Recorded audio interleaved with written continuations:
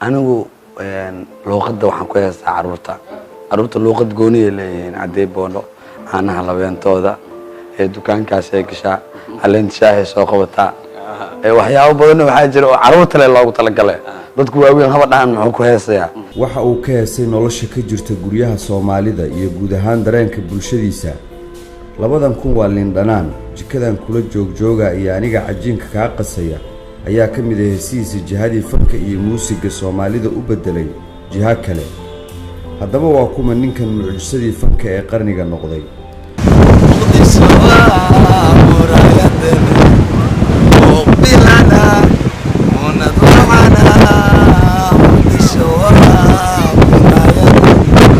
sharmaarka cabdinaasir maxamed oo caan ku ah naynaasta sharma boy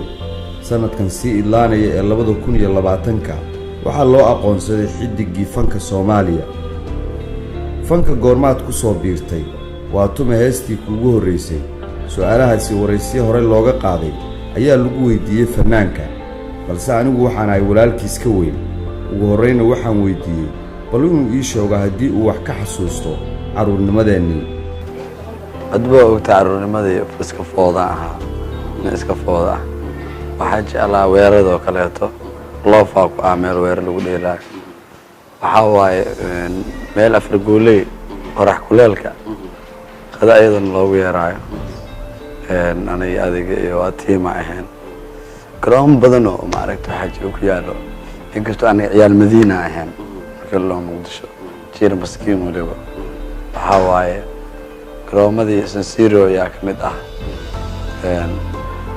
Afrigooley xaafad dhexdeeda lagu ciyaarayo banooni laamiga dhexdiisa lagu ciyaarayo ayaabo badan adiga iska jira ma fahamtay adduunka waxa uu jeclaa maalinka dugsiga fasaxaya waaye walba oo aan ugu jeclaay ahayd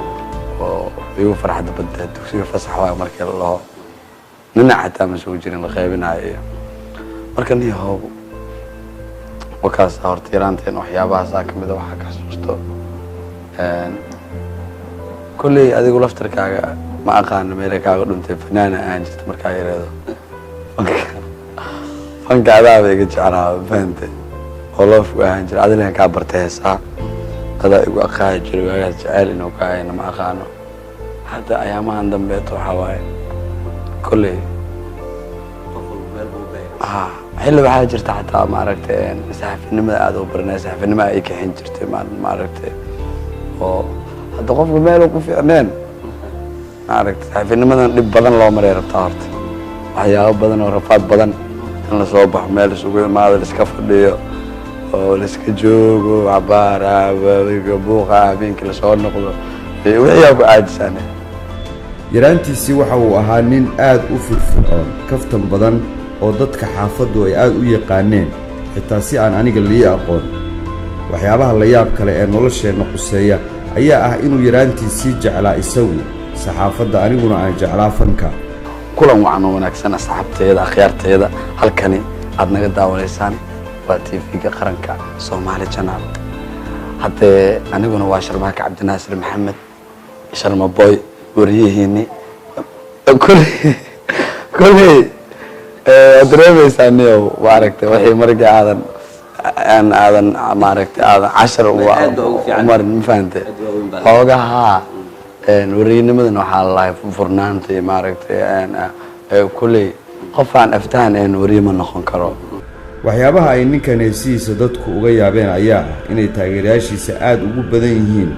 caruurta ay da'doodu ka bilaabanaysa 5 jir ilaa 12 jirka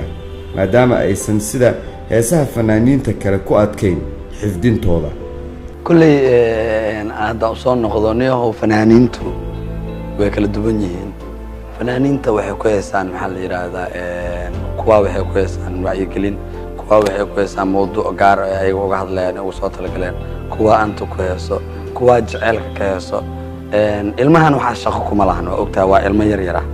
anigu luuqadda waxaan ku heestaa caruurta luuqad gooniya leeyihiin cadday boono caanaha labeentooda dukaankaas ay gashaa caleenta shaahay soo qabataa